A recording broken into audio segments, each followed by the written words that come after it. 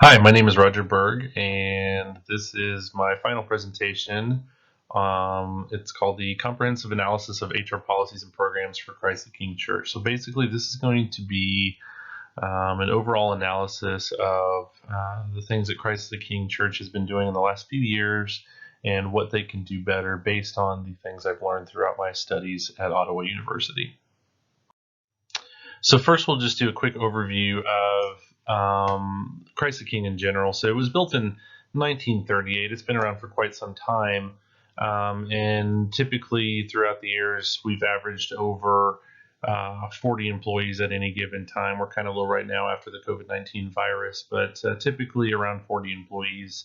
And important to note, there's been no real actual historical HR function at Christ the King until I arrived in 2019 and we started this process. So, very long history, very short history in terms of HR. So, the first thing we utilized was a needs assessment. This was a task given by our teacher in the first week of this course. We've done it a couple other times in other courses throughout the HR degree at Ottawa for the master's courses. But this is something that we actually did because of this class for Christ the King. So the whole intent of a needs assessment is basically what it sounds like. We're going to look for weaknesses or areas at Christ the King where we're lacking and things that need to be addressed. So things in a needs assessment, basically mine looks like a chart. It has every position broken down by department, their position within the department and at Christ the King, the required functions of their job, what they've identified as needs, what I as a manager or other manager has identified as needs or areas of lacking, and then their job task and the current trainings they have, current trainings they might need. So those are all kind of things we look at as a whole part of the needs assessment, and we kind of look at those things and determine, are we doing a good job? Where could we use more assistance or more help? And where are the areas that we really need to focus on?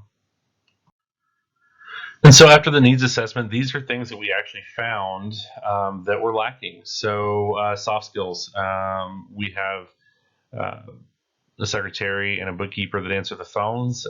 We identified that there's some soft skills. There's some basic uh, ways to answer the phone that weren't being utilized. We have a younger receptionist, and she hasn't had a lot of practice in answering the phone in a professional environment. So that is definitely something that we should probably address. Overall, we noticed that there was unfamiliarity with our licensing protocols for the Early Learning Center. Um, Based on their own volition and just things we've noticed through our observations as a part of the needs assessment. We also noticed that there was a lack of knowledge with just daily tasks, email functionality, things like that, things you wouldn't normally think of, but things that kind of take up time during the day when not utilized to their full extent. And then just general uncertainty around different protocols in the office. We have an employee handbook, but have we read it? You signed it, you read it, right? But do we really know it? Do we really know why these things are important? So through observation and through, again, employee statements, we've seen that these are kind of the big areas where we were lacking on that needs assessment. And so that led to the administration team and the board of directors to look at, what do we need to solve? What are those things? So first we have cost of employee turnover. We have a lot of turnover. How much is that costing us? Can we figure that out? Staffing processes. How can we make that better? What can we utilize our current staff for? Are they the right people in the right positions? How can we mitigate those things? Recruiting. Are we getting people in that to get those right positions? Hiring processes. Employee absenteeism is a big one, and we'll talk about that a little bit later. Lack of onboarding practices. There is no onboarding practice until we started this process. There wasn't one.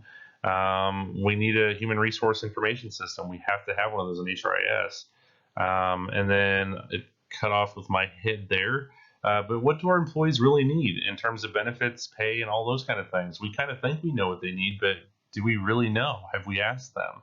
Are they involved in that process? So those are things that we actually have identified. Those are areas of issues to solve from that needs assessment. So, like I mentioned, cost of employee turnover is pretty big. At Christ the King, let's say in 2019, like I said, we usually run on an average of 40 employees. I think in 2019 there was 30 employees, a little over 30. They lost 10 employees that year and had to replace 10 employees. So the rate of turnover was around 30%.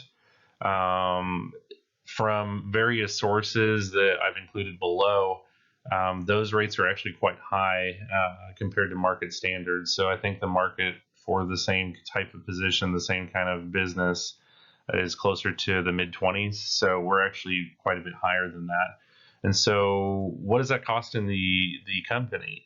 That can actually be calculated. What you have to do, and this is actually in the paper that accompanies this video. I've broken that down in a chart, but it basically, what you do is you take all of the variables that affect this process. What are the costs of our current employees?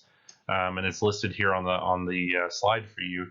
Productivity loss, separation and replacement costs. How much is it costing us while they're gone, and how long does it take to replace them? How much does it take to train the new person, and how long until they are at the level of productivity where we want them to be, or where the last person was, which in a perfect world would be 100%. And so, like I said, those are actually physically broken down with the equations and the way I got these numbers in the paper that accompanies this video.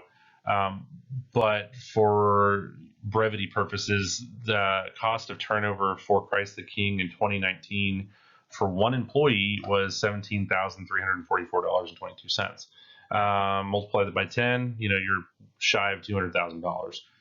That's a lot of money. Christ the King typically operates on a $1.5 million budget, so you can see where close to $200,000 of that would just be spent on this. That's a pretty significant piece of the annual budget. So this is definitely something that the administration and the board of directors would want to identify and to mitigate for sure.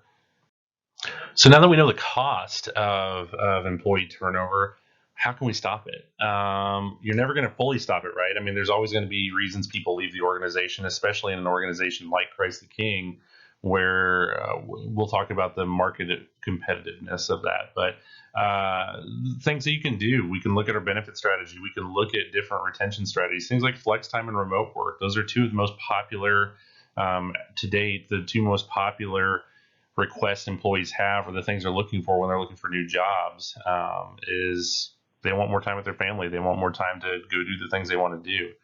Another area that we've looked at, again, the sources are below in the notes, are for quarterly meetings, more meetings. I'm not a huge meeting guy, but I think what we're talking about here is more one-on-one interactions, more group interactions, where employees can be heard, where we can see the problems and not just take it on a once a year evaluation basis, where by the time we've identified the problem, it's really too late. We wasted a lot of time and energy on the problem without any progress within a year. And then those semi-annual evaluations, at least 2 a year, maybe quarterly even, get together one-on-one with your direct reports and talk to them about what are your needs? What do you need help with? Do you need more training? What are some things you're lacking in? Those are simple conversations that can have great return on investment. And then this one's kind of a no-brainer. Employee-led activities. This kind of does two things, and this can be as simple as birthday parties or just whatever. Those kind of things. Employee-led activities give the employees a sense of purpose. It kind of gives them another little sense of pride in being in the company because they have another function to generate. But it gives them time together. Management can get involved, and that's when you really get to know your employees. And knowing your employees is really beneficial because you get to learn about them, their strengths, their weaknesses, and that as an HR director, as an HR department, is really useful because it helps you place those people into positions where they can succeed. If I don't know my employees and I have somebody that's introverted, and I put them at the front desk, or I make them our trainer for something, that's a position where they're not going to do well, and that's not going to bode well for them. That's not going to bode well for me or the company. So you really got to know your employees, and that's just another way that employees tend to like, that gives an opportunity to meet these people. Kind of an environment where it's less business, more kind of fun. So that's an area that is highly recommended. Okay, so these are some of the staffing issues that commonly come up, but we definitely saw on this needs assessment was it's difficult to find employees. Uh, Politics aside, as of late, it's really hard to get people that want to go to work, especially in the early learning center, where it's not minimum wage, but you're not going to be making $20 an hour. I think the average rate is $13 an hour, so it's not bad. It's not competitive necessarily. You can go to Walmart or Target or McDonald's and make close to 15. So, finding individuals that want to work in kind of a niche environment with kids, right, is kind of difficult. The church has historically and wisely looked for mission-driven individuals. And mission-driven individuals are just what it sounds like. They're not necessarily in it for the money. I mean, we all need a paycheck. We all need to eat. We all need to roof over our heads, right? But those individuals value the goals and objectives of the organization over a total compensation package, for example. So, for example, somebody might come to Christ the King because they just love what we do, right? They're just into the mission. They're totally into it. And in fact, that's why I'm here. I used to work at a multi-billion-dollar company called Cerner. Traveled the world. It was great. Got really paid really, really well to do what I did for them. But I was never home, and I've got kids, and so that's not really great, right? So there's things that are more important than the paycheck. And so finding people that are kind of into the mission, willing to maybe not make marketable pay close, but not exactly what they could make somewhere else, because they believe in the mission, they love what they do. Those are the people we got to look for. Catch 22, those people are hard to find. They're not always easily attainable. And so that leads to the question, does Christ the King change their compensation strategy? Do they become competitive? Do they become market leading? I don't think so. I think with the limited budget, trailing is kind of where they need to be, but I think there's ways we can bolster that, and we'll talk about that a little bit later in this presentation. And so kind of side by side with that is recruiting, right? So Christ the King for the last several years has utilized hierology. Nothing wrong with hierology, except you typically get just a flood of candidates that may or may not want a job. And so this kind of comes in, and you'll hear me say this several times through this presentation, that Christ the King needs a human resource information system or an HRS platform. Those types of modules are typically in these platforms. I know for a fact Paylocity has a recruiting module, and the benefit of that is, and we'll talk about that a little bit later too, but the benefit is it kind of streamlines the process. So it's not only more user friendly, the applicants are more likely to appreciate that, but it's easier on me and my team. And I think Christ the King really should utilize just more than online. I mean, I know that's the going rate right now. Social media is really popular, but there is nothing wrong, and it certainly still is from personal experience, a good opportunity to go meet students at career fairs, at local colleges, especially those with teaching programs if we're looking for early learning educators, right? So those things should not be forgotten. It's much easier and maybe more cost effective at times to utilize social media until it's not, right? Until you can't find people. So I would use a combination of both. And I think that's the recommendation for Christ the King going forward. So the hiring process is another thing that really needs some attention at Christ the King. So currently it was kind of being led by the ECLC director, doing the interviews, especially for that side. I think for most of the office stuff, the business manager, who, that's my role now, is in charge of that. But the board is kind of discussed based on this process and this assessment that the HR team, which is me and my staff, should probably take over this role. just with the inconsistency in the position. Nothing against the ECL director, but even on her evaluation noted this is not something she's great at.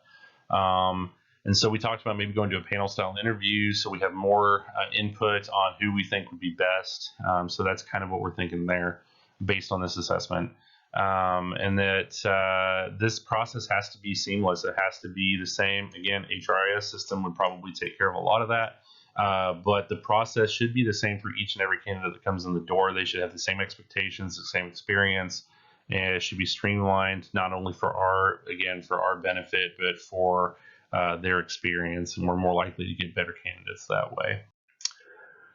So hourly employee absenteeism, we'll just call it employee absenteeism at this point, but this is specifically for hourly employees.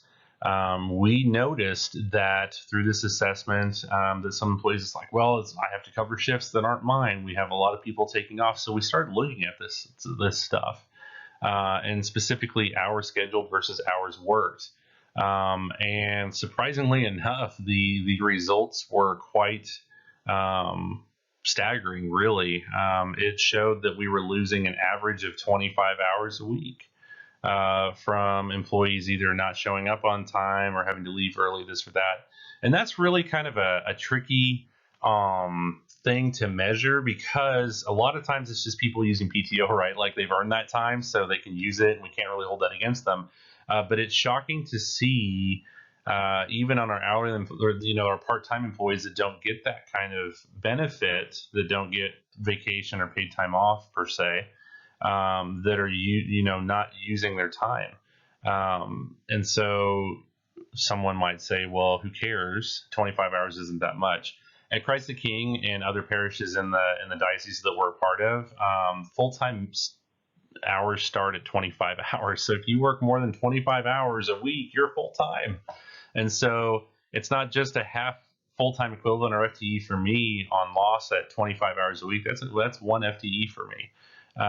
So that's pretty significant. And if you look at the cost of that over time, there's costs associated with that, with overtime for somebody having to pull those, right? I mean, we still have kids to watch, right? So somebody's got to be there. So we're going to pay overtime, or somebody's going to have to come in on an off shift. And if we do that enough, maybe somebody that's under that 25 is going to be over at some point. And now we have to put them into the full-time bucket, right? Offer benefits. And there's a cost associated with that. And then there's a cost to individual employees. So my recommendation for Christ the King and potentially others is have those discussions with employees about, do you know how that much this is costing you? 25, if it's 5 hours or 10 hours a week, what's that monetary value? And I found that those conversations are often very eye-opening and kind of can help quell a situation that's difficult to manage, especially when it's hard to tell whether people are taking advantage of a situation, or are they unreliable, or are they just using the PTO that we gave them, right? So again, HRIS would totally solve this in terms of being able to track that information more easily, but not an easy one to solve, but definitely conversations that it can have. And the biggest piece of this, I really think, is the effect on employee morale. And you're thinking, well, if they're not at work, they're probably pretty happy, right? They're out fishing or doing whatever they want to do, right? Not talking about that, talking about the other employees that are filling in those hours. And we've seen that on these assessments and surveys where from this course that I've taken here, that employees aren't really happy when they have to fill in, and they know, right? People talk, they know that the other person isn't sick or whatever.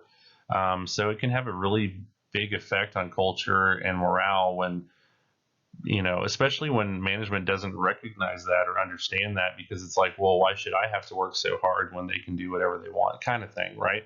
Not healthy for the organization, and it should definitely be something that is managed by the HR department, especially Christ the King.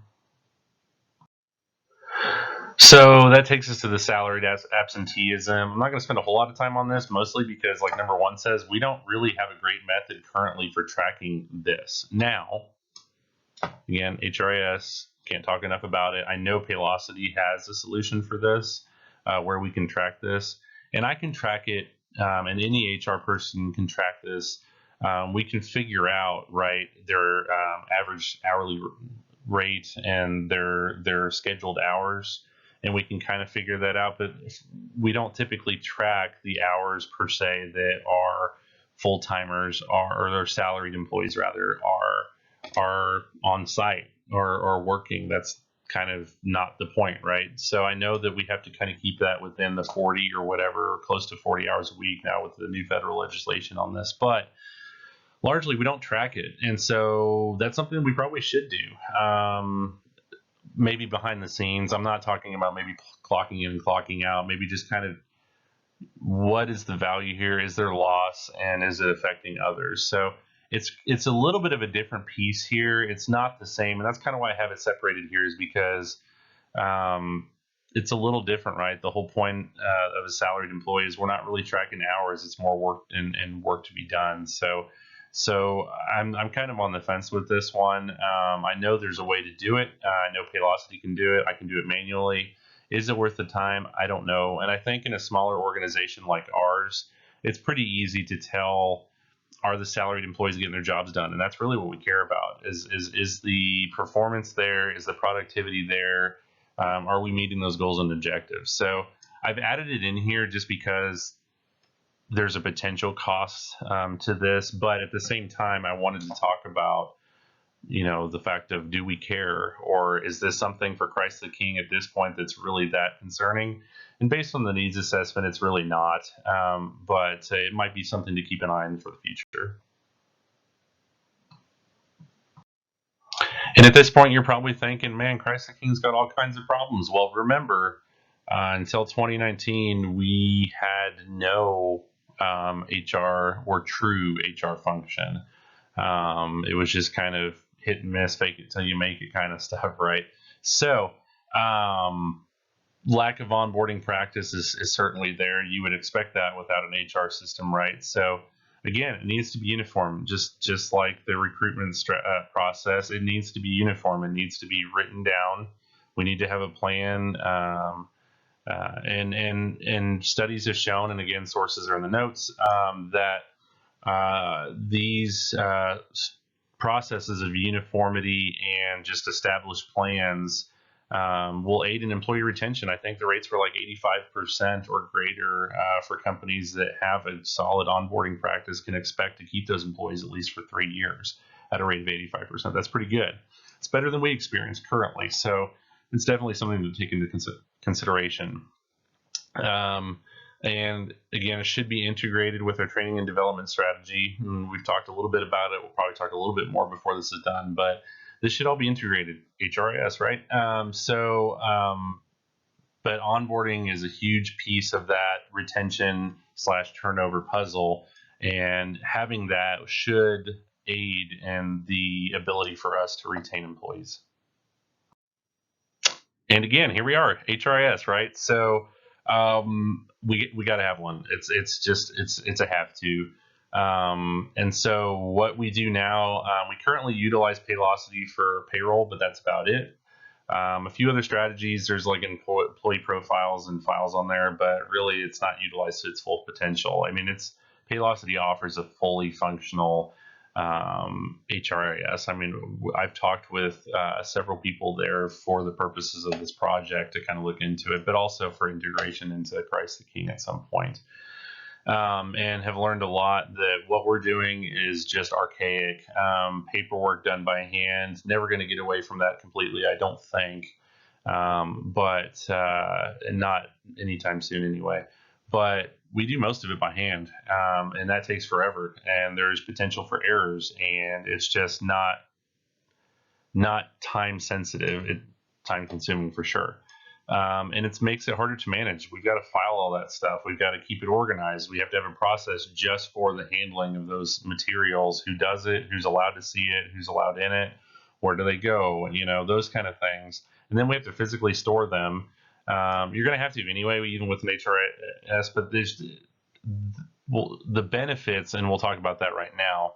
I'm going to skip down, is all of that is in the portal. So when you log in and do the recruiting and onboarding stuff, if you apply for a job at Christ the King, once this is up and running, all of that's digitally stored, and the employee is filling it out. So it's less likely that I, as the person interviewing or onboarding or whatever, or going to mess any of that stuff up because they know their address, they know their social security for the most part. So it's less likely that they're going to make an error than it is that I will. We already utilize Paylocity, so that would be my recommendation, is to just look at them, since we already have that relationship established. And I would especially look for their digital onboarding, digital recruiting, and again, it integrates all that information into a nice, neat little package. So all I have to do is hit print and put it directly into the employee file and put it in my drawer and lock it up. So that's all I've got to do, and that's all our team has to do. And just the time saved on that is astronomically large. And so we'll talk about that too on the next slide. And yes, there is a way you can calculate this, especially just it's very similar to the last formula that we were talking about, in that you have to know all your variables. But for this one, it wasn't really hard to make the argument. So you're going to take your total estimated revenue divided by your total cost of usage, and that's your return on investment, right? So it's pretty simple. I mean, it could be very detailed, kind of like my cost. My turnover rate calculations that are included in the paper addition to this presentation. But if you know a few metrics, you might be able to even show return on investment. In fact, we've done that at Christ the King, where we've looked at, the average salary of the HR department now. We've looked at the time cost savings in most sources, and again, in the notes for references, but most sources will show that the expected time savings is almost up to 30%. So if you take the cost of turnover, the cost of all that stuff we talked about before, take that times 30%, you get a fairly significant dollar amount that's well over the cost of running the system. So it's fairly simple to say that there's going to be return on investment, maybe even as early as the first fiscal year of use. So, but definitely by the second. So I think any board member or any administrative personnel that would be questioning this on terms of fiscal solvency or the cost of usage would be very happy to see the cost assessment for Christ the King. And like I said before, we need to look at, what do our employees really need? I think we've all been in those situations where the upper brass, if you will decide, well, this looks good on paper. This is probably what they need. This is what we think they want as in terms of a total compensation package, or for pay, or just for benefits, or whatever. That's not a good policy. And from everything I've learned in my time through my master's degree at Ottawa University, we got to do better than that. If you want to see lower rates of turnover, you really need to ask your employees, what is it that you guys want? Have those conversations. Again, we talked about that earlier, but have those conversations. And these are some of the things that our employees surveyed say that are important to them. So comfortable rates of pay, competitive rates of pay, whatever. And so those are certainly things we're going to take into consideration. If it's just as lucrative for them to go to Target or McDonald's or wherever, and they can make more, what are we going to do to combat that, right? So maybe it's raising pay a little bit, maybe it's not, depending on what our budget tells us we can do, right?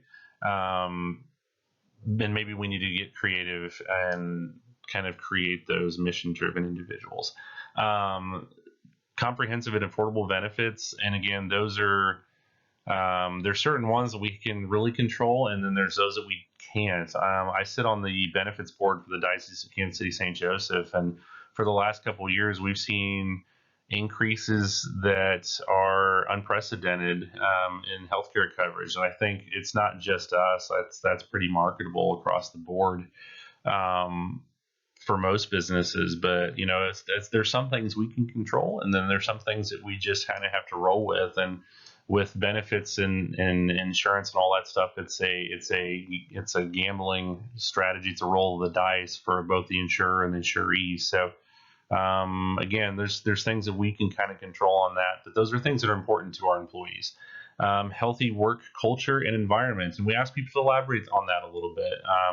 and they said having more walking meetings or opportunities to get up and get around, just having that environment that kind of promotes healthy living, healthy eating, and all those kind of things. That's important to our employees, and I think that's really cool. And then, of course, everybody wants, and my big fat head's cutting it off, and more time with family, more time, more vacation time, PTO. We certainly all want those things. I know some companies, I think it's Google, don't quote me on that, but I think there's some companies that are going to unlimited vacation time. Those strategies work great in some instances, might not be so good for Christ the King, since we have the early learning where teachers can't just take as much vacation time as they want, right? They have to kind of be there. But for some of the office positions, that's certainly something to think about. Remote work when available. Flex time is another big thing where we could kind of work that into teacher, especially since it's early learning, we can kind of work that into their daily schedules.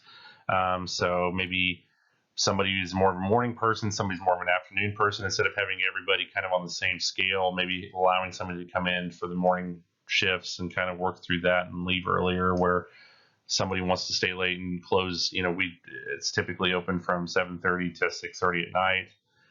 So having those split schedules like that, and just identifying what works best for people, I think is important, and certainly things we can do.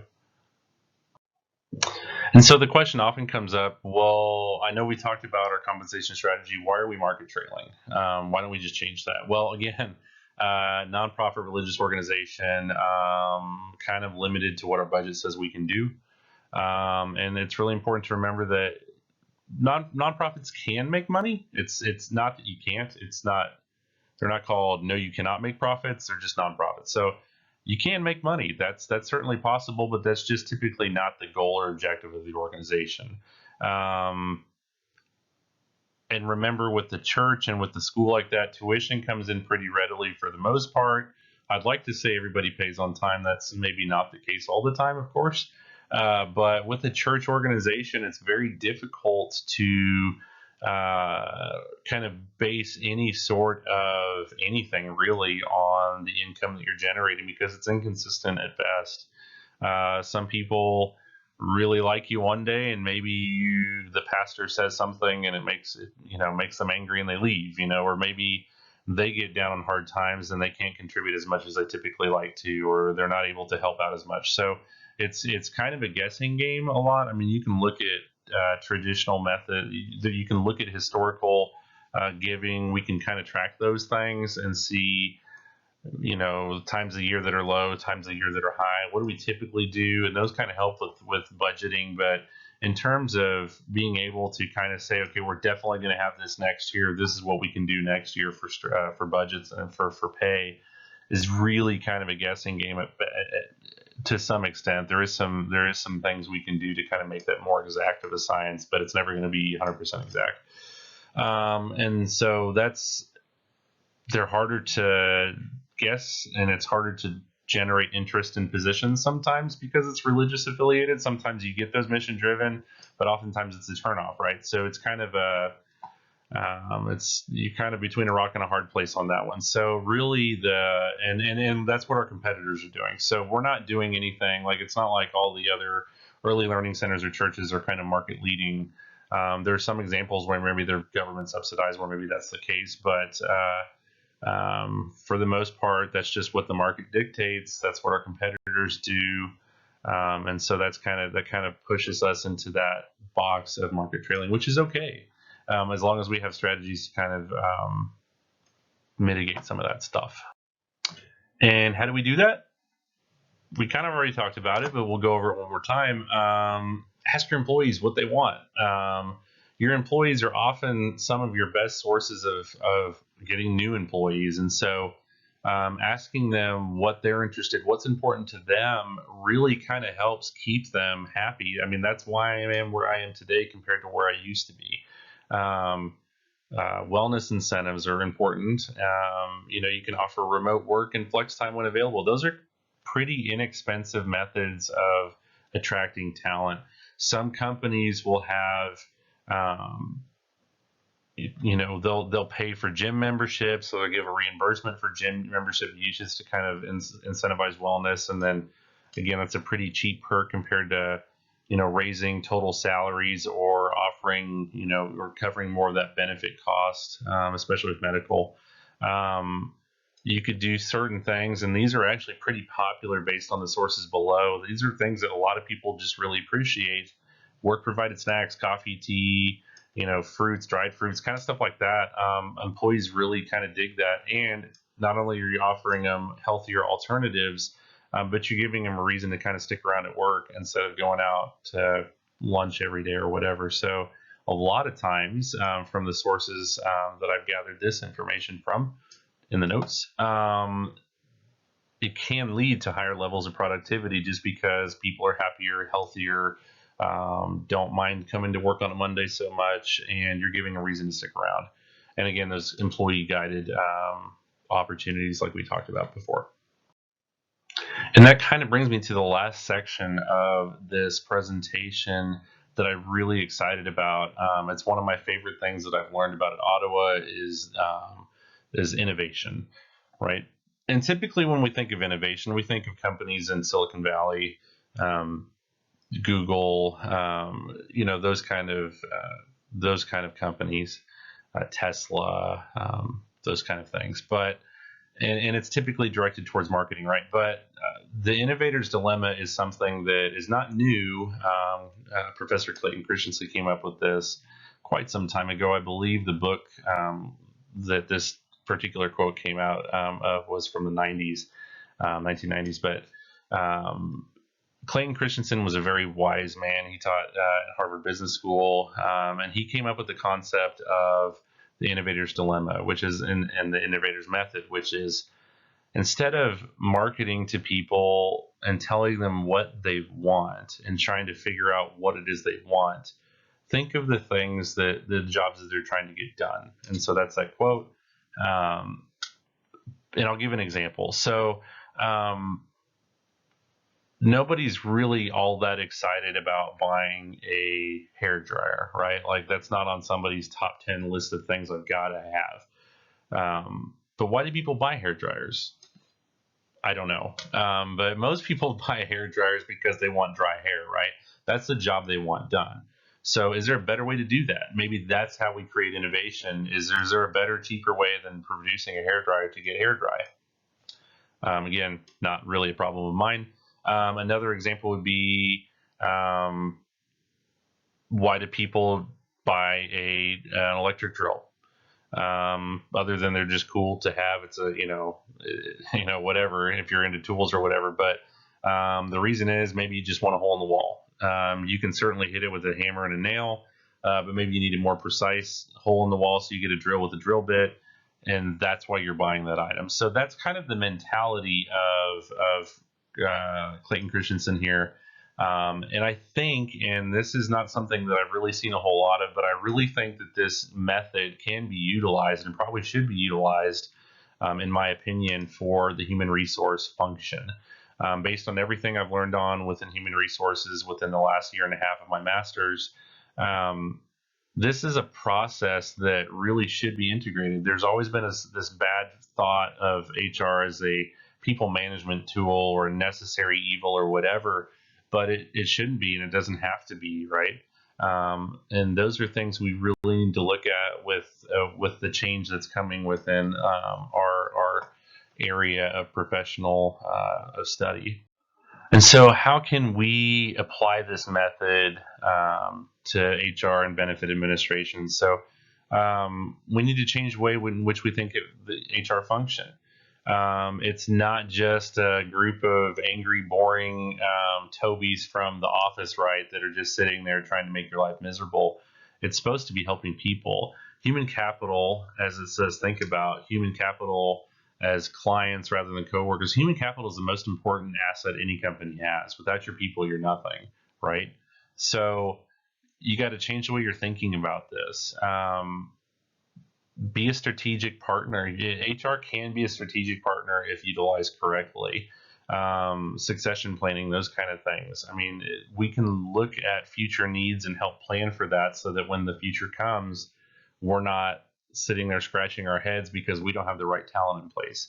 Those are the kind of situations where HR can kind of be that strategic partner if allowed to be, and can be a revenue generator. If we know the cost of hiring people, the cost of turnover, and we can mitigate those things, we're not necessarily bringing money in, but we're stopping money from going back out, which is just as good, right?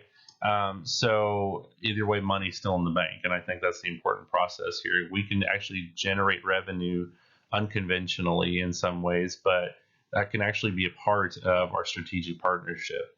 And again, we talked about human capital as clients rather than coworkers. We should be there to help people, not just hire and fire people, right? And the biggest piece here, if you didn't learn anything else, and if I didn't learn anything else, this would be my biggest pieces and takeaways. Just listen. Listen to what they need. Don't tell them what they need. Listen to what your employees need, and they will thank you in productivity and performance for it. So to kind of sum all this up, for my organization, Christ the King, we've been able to establish the areas needing improvement through that needs assessment, right? The cost evaluation tools that we've talked about have been applied, and it shows us that we need to change in certain areas, and we've talked about those. And again, many of those areas would go away if we just had a good HRIS system. It's not going to solve all of my problems. It's not going to solve anybody's problems to 100%. But a lot of time can be saved. A lot of processes can be changed to make me happier and the applicants happier, just by implementing a solution that makes that happen. And then that should give us, like I said, ROI within the first fiscal year, if not the first 2 years. But there's absolutely no reason to start, to inhibit these things from happening. So altogether, I think Christ the King is in a very good place going forward. And if we continue to grow, continue to be innovative in our thinking and not just complacent with where we are, and continue to do these needs assessments once we see things that are being problematic, rather than going, almost 100 years without a HR function or identifying these things. Christ the King should continue to grow and be in a really good place in terms of productivity and performance. So thank you so much for your time. I hope you learned something, and it's been my pleasure to talk to you for the last 42 minutes.